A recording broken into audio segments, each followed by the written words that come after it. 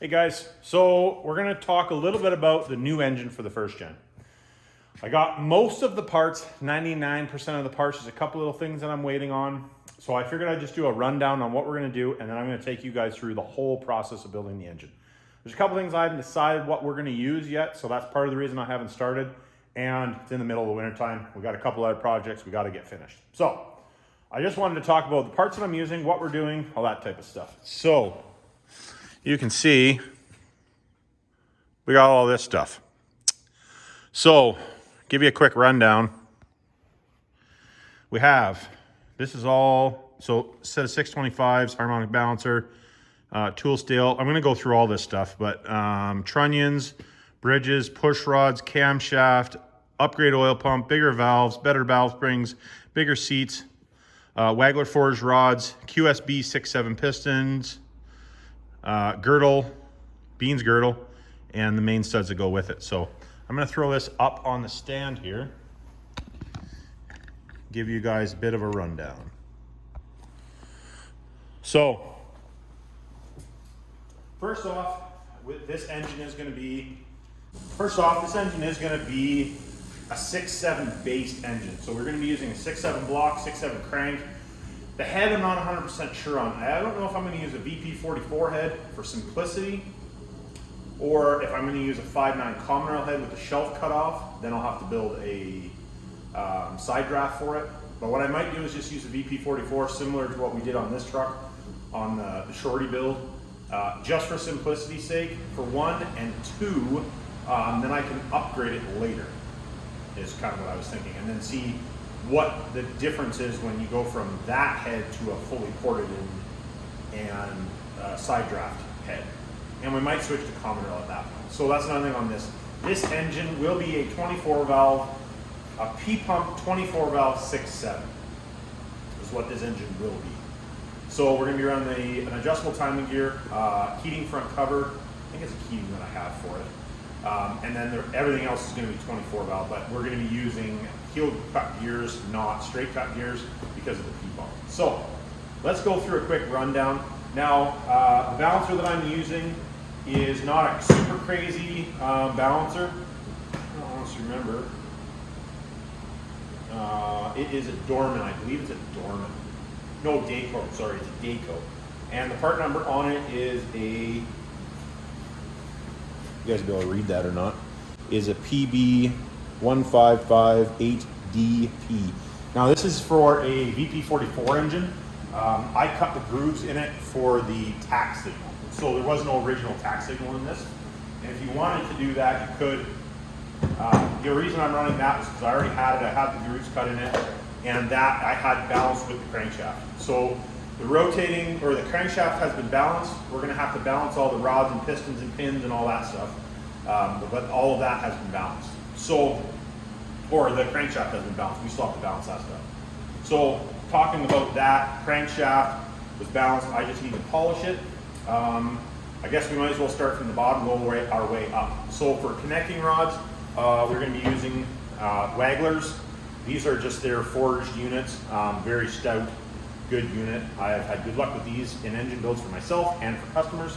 No problems. I know that I got one cooking hot once from an oil pump failure, and the rod itself was still perfect. It's just blue on the end. So I'm probably gonna make a lamp out of that or something. But we're using that. We're gonna be using Mall bearings, or Cleveite, whatever you want to call them. They're race bearing or performance bearing. And I don't know if we're gonna do extra oil clearance. We'll talk about the oil clearance stuff when we get there, but that's what we'll be using, is their H series bearings. And I don't know if I'm gonna use their coated bearings or not. Depends if something's available. I haven't decided yet on that one. But so we're talking about connecting rod, and then for wrist pins, I have a set of D&J Precision Machine. I do have a set of their, which I bought directly from them, a set of tool steel wrist pins, which are a really nice piece. My opinion, really nice piece, and these are lighter than the originals and stronger, which is what we want. We're after stronger here. So there's the wrist pins. Now pistons, I am using a Mall Yeah, QSB 6.7 pistons in standard bore because I have a block that is standard. This is the piston we'll be using. I haven't decided whether I'm going to coat it or not. We'll see. I haven't decided yet. I still have a little bit more time, so I might have the skirts coated maybe. I don't know. I don't see the point in doing the top myself for the most part for this. But we'll see. I haven't decided yet what we're going to do. I might have them coated because it's not terribly expensive and it can't hurt anything. So that's the piston that we're using. Piston wall clearance and all that stuff, we will talk about that later. I'm going to talk about the actual engine building process while we're putting the engine together. From there, going up, I guess talking about camshaft. This is a camshaft from a local cam grinder. It is his stage 2 camshaft, just not a super extravagant camshaft, which I don't believe that you need. But this is the camshaft we're using, his stage 2. As I did want to make sure we had a good billet. It was magnet fluxed, all that stuff. And I said to him, I want a perfect cam. So out of one of the cams that I've sent him, which I've sent hundreds to him, pick out a really good billet and we'll use that. So we'll be doing that. And then also we will be using, a 1.4 tappet, which tend not to break. Not that tappets really break that much, but that's what we're using anyways. So that's what we'll be using for a tappet. Going up into the block, we should talk about oil pump before we get too far. Because, I guess girdle. Why didn't we start with the girdle? So the Beans girdle is an aluminum girdle lock. I think they call it a girdle lock, don't they? Yeah, girdle lock. It's an aluminum piece that goes down inside of the caps. Do I have a set of caps right here? I guess I don't. I thought there was a set of caps. Oh no. Wow, this is the wrong cap, but it'll give you the idea. It actually goes inside the actual holes. Like obviously it was the wrong cap, so it didn't work, but it goes down inside there and actually locks it from moving. And then there's a set screw. There's a set screw that goes down through here and then touches the top of the cap to keep the cap from expanding out the bottom so that it can't crack. Basically it adds load. You add a little bit of load to the bottom of the cap to keep the cap from distorting. That's the word I'm looking for. And then we have a set of ARP main bolts, or main studs, sorry, to put into it to hold it together. So that's the bottom end, basically the bottom end of the engine. Not super extravagant. Like I could have went crazier. I could have bought more expensive pistons. I could have bought more expensive rods. But for what we're looking for, I'd like to have, I'm going to say 12 to 1400 horsepower at the wheels. And in the first gen, that thing's going to boogie. And it's going to have a single turbo on it. And then a little shot of nitrous. So not super crazy, but more than enough sufficiency. Probably overkill for what I'm asking. I probably don't need the girdle, but we're already in there. I wanted to put studs in it. I guess it already has a set of studs, but anyways. I wanted to put the girdle on it just for cheap insurance. I guess I don't know if I shall it cheap, but insurance. I would like to give a shout out to Randy at Hell on Wheels. He is a medium-sized distribution company here in Canada, selling performance parts, primarily diesel, but not just diesel. If you guys have a shop or are a business looking to get into buying this type of stuff, or if you're looking for any Beans products, he's the only person in Canada. He has a big fleece, also has a big fleece inventory as well. Hit him up. Like I said, if you guys are an automotive business or that type, if you're a business, automotive business, that is what he specializes in, is distribution for that. So hit him up if you're interested. Real good guy to deal with. The whole crew there, everybody's good. So just wanted to give him a shout out. He did help me out on this because, well, he's seen the aftermath of the last engine. So on the show here, I wanted to talk about the oil pump. So the oil pump we are going to be using is, which you guys, I'm sure if you guys have been in the game any length of time, is you can use an 8.3 pump. You have to modify the 8.3 pump to fit. We will be using, I modified this one a long time ago, just is what it is. But I'm not going to be using this one. This was a pet project that didn't work out for me. But we will be modifying. I will show you how to do that in a video. It will be its own video probably. I will show you how to modify this oil pump. You will, if you want to do it yourself, you will need a lathe and or a mill to do it. So if you don't have that, you won't be able to do it. But it's not very difficult. I know lots of guys say that I know a guy that did this in the pulling world that helped me out years and years ago. That would have been like 2002. Yeah, 2002. For his pulling truck, that had a 12 valve in it. So just so you know, it's been around a long time. So that's who showed me how to do it. But we will be doing an 8.3 pump in the truck or in the engine because I want lots of oil, and I'll probably actually dumb down some of the oil probably. But nonetheless, we'll talk about that there again when we're there. So we pretty much got the bottom end figured. Top end. There again, not going to go super extravagant. I'd love to do roller rockers, but they are not cheap.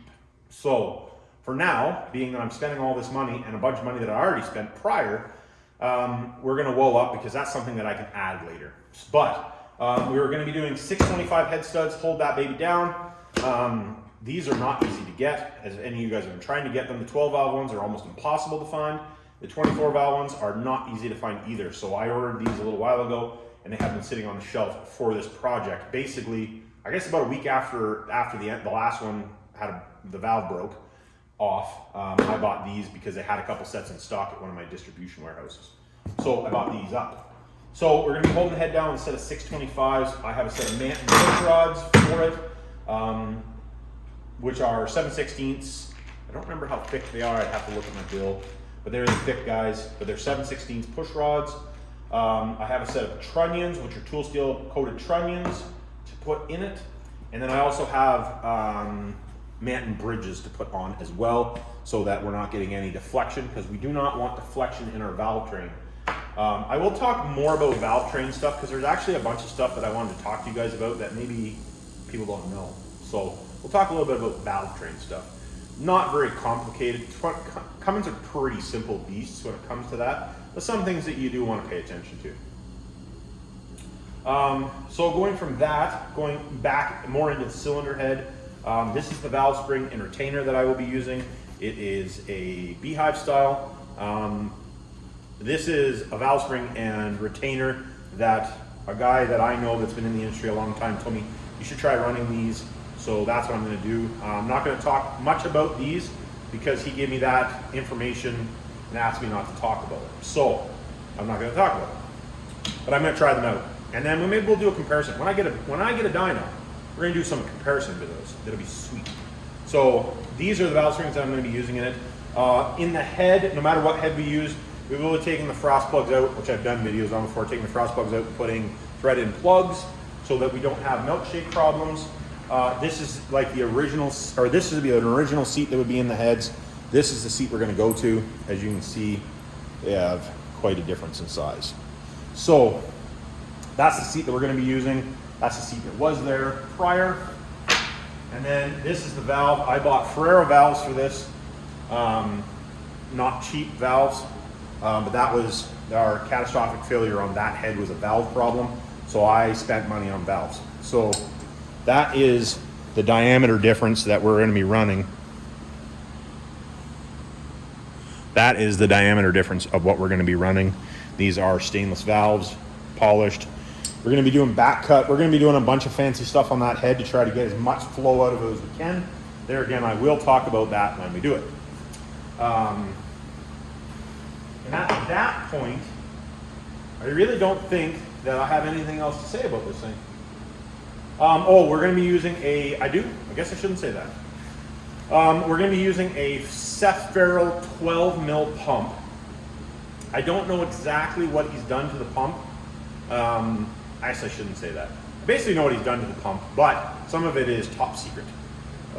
It has 5K springs in it. It has 7 mil delivery valves in it, and it moves lots of fuel.